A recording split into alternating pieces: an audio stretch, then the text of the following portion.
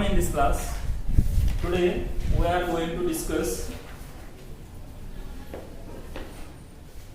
a topic from standard 11th and the subject is English. Today we are going to discuss on unit 3.1 and one of the important topic in our textbook is expansion of ideas. So if you see the title expansion means विस्तार करणे. Expansion means विस्तार करणे and ideas means कल्पना. Kalpana means your thoughts. Your thoughts. तुमच्या विचारांचा विस्तार करणे. This is important part. So look on page number 98 in your textbook.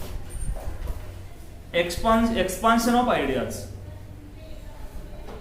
Expansion of idea is to elaborate an idea in a paragraph form.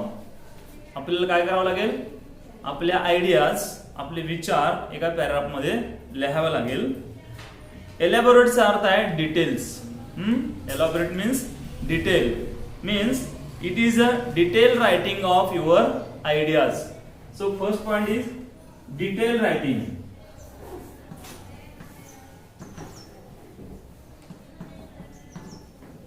Detailed writing of thoughts. Detailed writing of your ideas or thoughts in a paragraph form. म्हणजेच एखाद्या उतार्याच्या स्वरूपामध्ये तुमचे विचार मांडणे. Next paragraph. What is paragraph?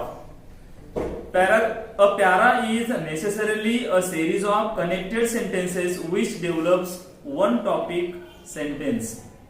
बघा, एक topic sentence असतो, म्हणजेच वरती हेड असते, हेडलाईन असते आणि ह्या हेडलाईनच्या संदर्भात बाकीचा सगळा पॅराग्राफ असतो. विच आर कनेक्टेड, हे कनेक्ट केले असतात. कनेक्टिंग सेंटेन्सेस म्हणजे काय? एका सेंटेन्सचा दुसऱ्या सेंटेन्स जोडणे. थॉट प्रोसेस जोडत जाणे म्हणजे काय?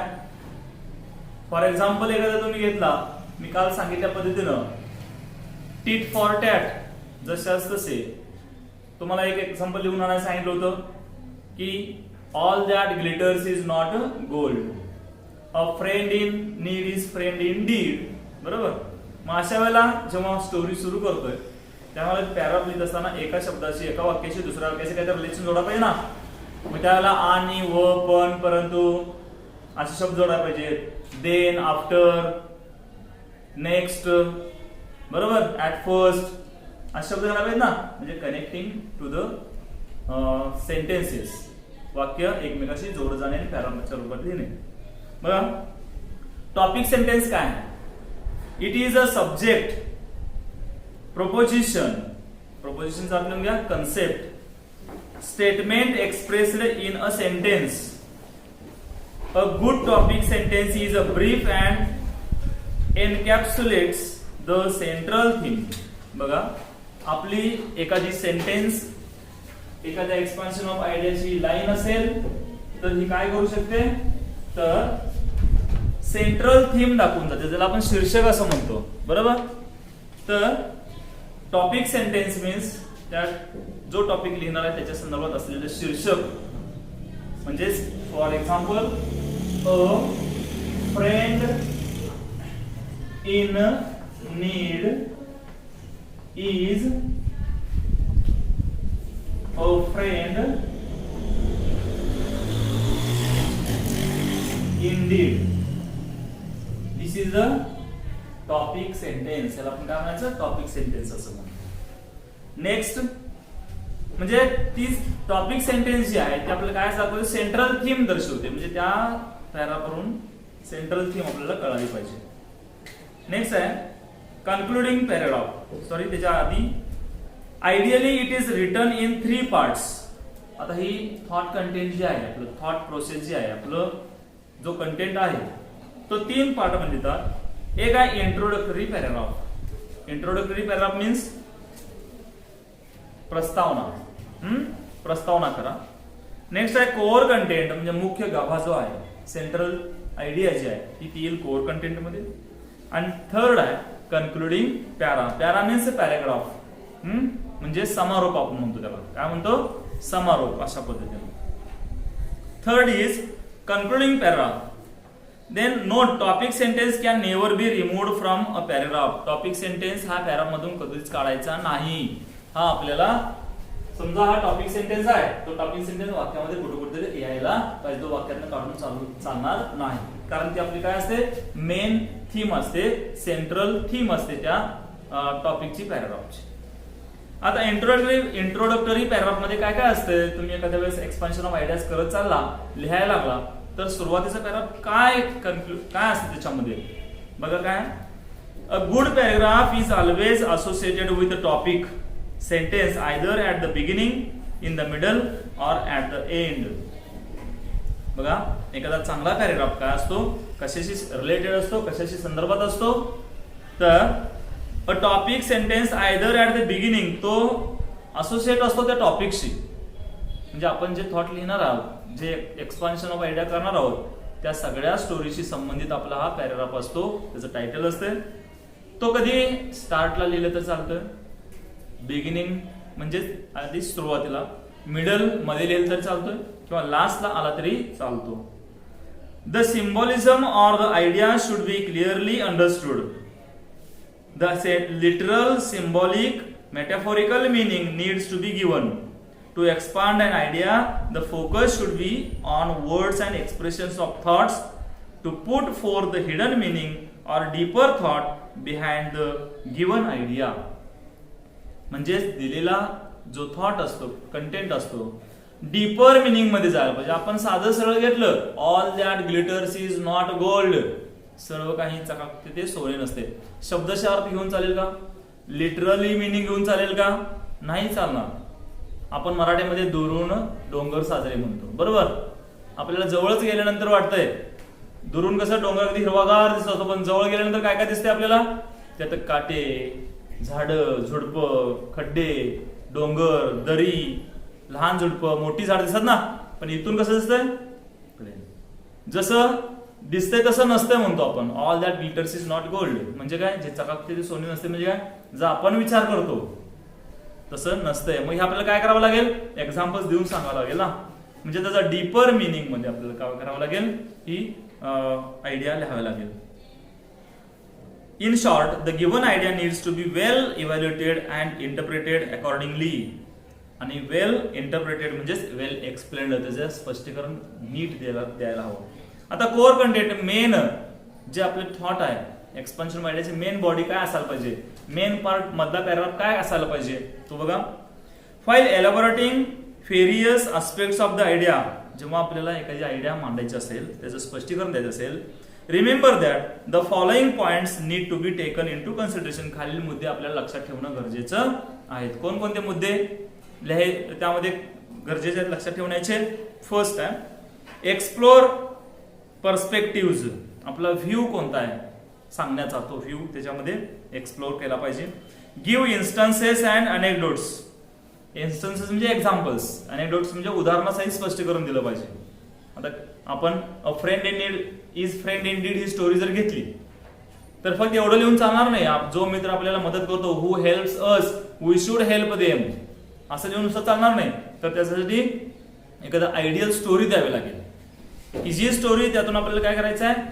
मॉरल देता येईल. मॉरलचा अर्थ काय? बोध द्यायला पाहिजे. काय द्यायला पाहिजे?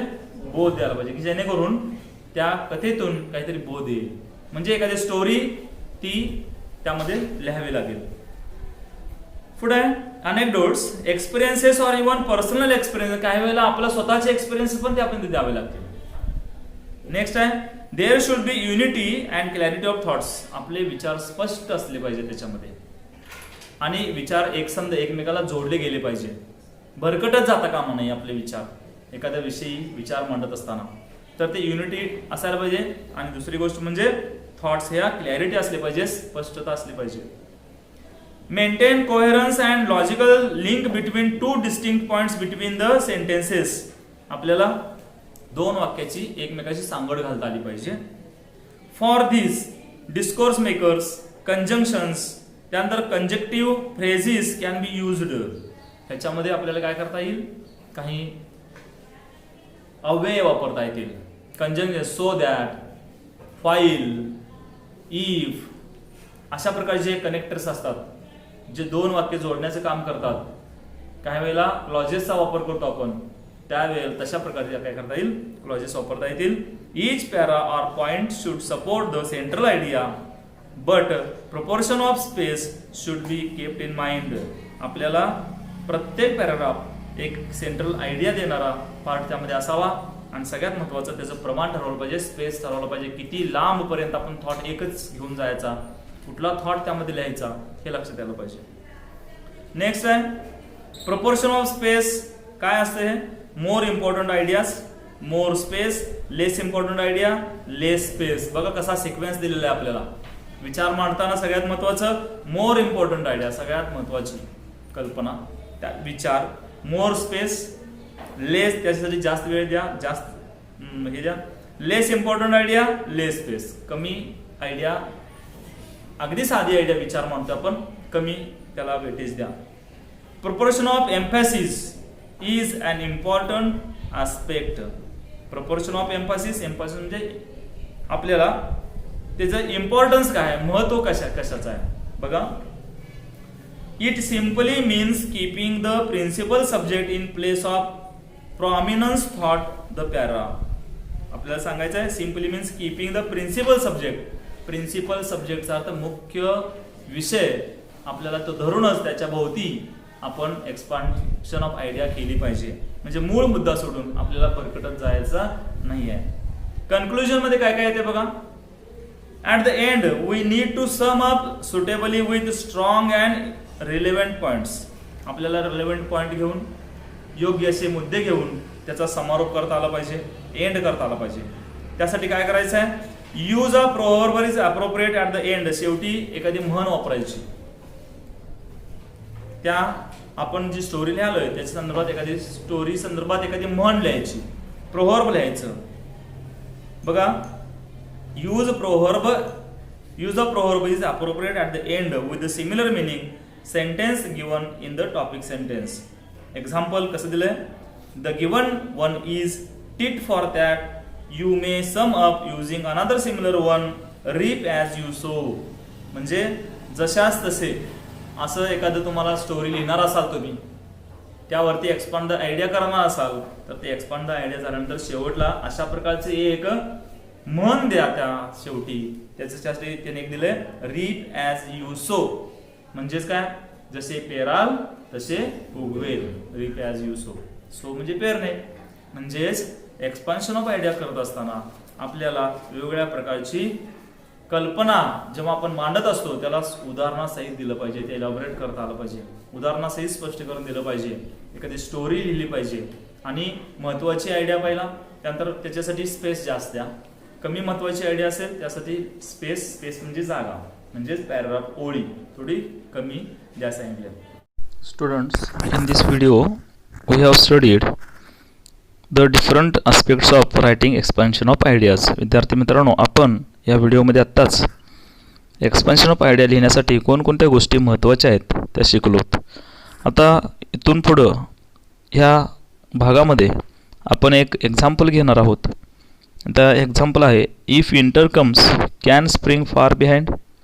पी.व्ही. शेले यांच्या ह्या कवीचं, एका फेमस कवीचं हे एका फेमस कवितेमधील वाक्य आहे. त्याबद्दलची सविस्तर आपण एक्सपान्शन ऑफ आयडिया कशी लिहिली जाते ते पाहणार आहोत. विद्यार्थी मित्रांनो, इथं आपण एक एक्झाम्पल पाहतोय. If winter comes can spring be far behind शेल्ली. आता इथे एक कोटेशन दिलेलं आहे. विंटर म्हणजे काय तर हिवाळा, स्प्रिंग म्हणजे वसंत ऋतू. म्हणजे आता हिवाळा आलेला आहे तर स्प्रिंग का दूर आहे का, त्याच्या मागून स्प्रिंग येणारच आहे. म्हणजेच हिवाळा आहे, कडक थंडी आहे, त्याच्या मागून चांगलं ऋतू म्हणजे स्प्रिंग हा ऋतू येणारच आहे. हा पी.बी. शेल्ले या कवीनं बोललेलं वाक्य आहे आणि त्याच्या कवितेतलं वाक्य आहे.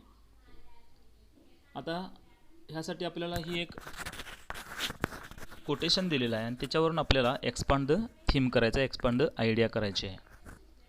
बघा फर्स्ट पॅराग्राफमध्ये काय येईल तर if winter comes can spring be far behind, heading लिहायचं आहे.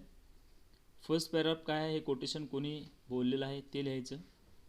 This line is from Shelley's famous poem ode to the west wind. ही कविता, ही एक ओळ शैलेच्या एका प्रसिद्ध अशा कवितेमधून घेतलेली आहे आणि त्या कवितेचं नाव आहे ode to the west wind. In which, याच्यामध्ये the poet depicts the terrible effect of the west wind different spheres. म्हणजेच कवीनं डेपिक्ट म्हणजे व्यक्त केलेला आहे टेरिबल इफेक्ट, भयानक परिणाम. कशाचे तर पश्चिमेकडून वाहणारे वारे जे आहेत आणि त्याचे विविध भागावरती होणारे परिणाम, भयानक परिणाम ह्याच्याबद्दल ह्या कवितेमध्ये व्यक्त केलेले आहेत. तर आता आपल्याला हे सुरुवात करायचं आहे. हा आहे इंट्रोडक्टरी पॅराग्राफ, म्हणजेच हा आहे फर्स्ट पॅराग्राफ, इंट्रोडक्टरी पॅराग्राफ. आणि त्याच्यावरून आपल्याला सेकंड पॅराग्राफ लिहायचा आहे. कसा लिहिलेला आहे बघा तो. बघा सेकंड पॅराग्राफ आहे it is horrible chilly throughout the winter. म्हणजे हिवाळ्यामध्ये सर्वत्र खूप थंडी असते. In many countries roads are blocked by snow. काही वेळेला रस्ते हे स्नो म्हणजे बर्फाने आच्छादलेले असतात किंवा रस्ते बर्फाने बंद झालेले असतात. Temperatures go below freezing point. म्हणजेच तापमान हे गोठणबिंदूच्या खाली गेलेलं असतं. And it is difficult to even go out. आणि बाहेर पडणं देखील कठीण होऊन बसलेलं असतं.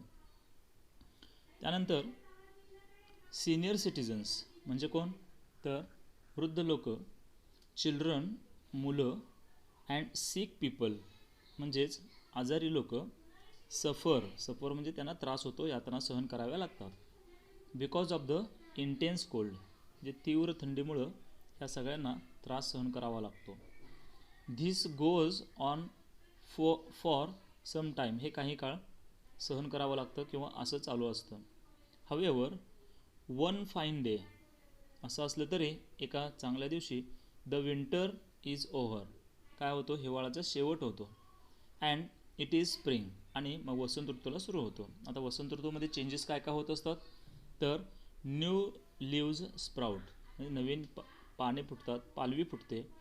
फ्लावर्स बिगिन टू ब्लूम, फुले जी असतात या फुलांना बहर यायला सुरू होतो आणि फुले बहरतात. बर्ड्स बिगिन टू सिंग, पक्षी गायब करतात. And the numbing cold vanishes. Numbing cold म्हणजे अगदी बधीर करून टाकणारं थंडी आहे ती काय होते तर व्हॅनिश होते, संपते. It is brought pleasant again, आणि त्यानंतर आपल्याला सर्व गोष्टी आनंददायी होतात. म्हणजेच काय सांगायचं आहे तर वाईट परिस्थिती जेव्हा येते किंवा कठीण काळ जेव्हा असतो त्यानंतर चांगला काळ येणारच असतो, हे ह्या लाईनवरून आपल्याला लक्षात येते. आता त्याचं एक्सप्लेनेशन कसं करायचं बघा. सिमिलरली त्याचप्रमाणे इन लाईफ, जीवनामध्ये, पिरियड्स ऑफ सॉरो म्हणजे दुःखाचा काळ, मिझरी म्हणजे पण सॉरोज दुःखच, अँड डिस्पेअर हे सगळे शब्द दुःखाशी, वाईट गोष्टीशी संबंधित आहेत. Have at last to come to an end, ह्याचा कधी ना कधी शेवट होत असतो. म्हणजे आलेले वाईट प्रसंग, दुःखाचे प्रसंग, ओढवलेले काही डिफिकल्टीज असतील, प्रॉब्लेम्स असतील तर ते एक दिवस त्याचा शेवट होणारच असतो. And happier days have to make their appearance, आणि आनंदाचे दिवस हे येणार असतात. The long night is followed by the bright day. आता मोठी रात्र जेव्हा संपते तेव्हा दुसरा दिवस हा उजाडणारच असतो. हेन्स, आणि म्हणून we must always be optimistic. आपण नेहमी कसं राहिलं पाहिजे तर आशावादी राहिलं पाहिजे. We must have self confidence. आपल्याला आत्मविश्वास आपल्यामध्ये असला पाहिजे. अँड पॉझिटिव्ह ॲटिट्यूड म्हणजेच एक सकारात्मक दृष्टिकोन आपल्यामध्ये असायला पाहिजे. वाईट काळ जाणार आणि नक्कीच चांगले दिवस येतील अशी आशा आपण बाळगली पाहिजे. And look forward to a better tomorrow, आणि उद्याचा दिवस चांगला येईल अशी अपेक्षा केली पाहिजे. Here there is no need to get depressed, इथं निराश होण्याची आवश्यकता नाही. ऑर लूज होप, किंवा आपण आशा गमवायच्या अपेक्षा करू नका. For if winter comes can there be spring far behind, आणि म्हणून म्हणलं आहे की विंटर जाईल आणि नक्कीच स्प्रिंग काय दूर नसणार आहे, तो लगेच त्याच्या पाठोपाठ येणारच आहे. अशा पद्धतीनं ही प्रोव्हर्ब दिलेली आहे किंवा इडियम दिलेली आहे, किंवा एखादं कोटेशन दिलं असेल, एखादं वाक्य दिलं असेल एखाद्या प्रसिद्ध व्यक्तीच्या तोंडचं, तर त्यातून आपल्याला डीपर मिनिंग जो आहे तो डीपर मिनिंग त्यातून आपल्याला घ्यावं लागेल आणि त्याची आयडिया जी आहे त्या आयडिया एक्सपांड करावं लागेल. अशा प्रकारे हे उदाहरण दिलेलं आहे. अशाच प्रकारे काही एक्झाम्पल्स आपल्याला परीक्षेमध्ये विचारले जातील. उदाहरणार्थ, all that glitters is not gold, म्हणजे सर्व चकाकते ते सर्व सोने नसते. त्यानंतर अ friend in need is friend in did असेल, टिट फॉर टॅट असेल, किंवा अशाच प्रकारच्या सिमिलर काही म्हणी असतील त्या परीक्षेला विचारल्या जातील. आणि त्याच्यावरूनच आपल्याला काय करायचं आहे तर एक्सपान्शन ऑफ आयडियाज लिहायच्या आहेत. त्यासाठी 3 पॅराग्राफ करावे लागतील. एक आहे इंट्रोडक्टरी पॅराग्राफ, त्यानंतर सेकंड पॅराग्राफ आणि थर्ड कन्क्लुझिव्ह पॅराग्राफ. अशा पद्धतीनं आपल्याला एक्सपान्शन ऑफ आयडिया लिहायची आहे.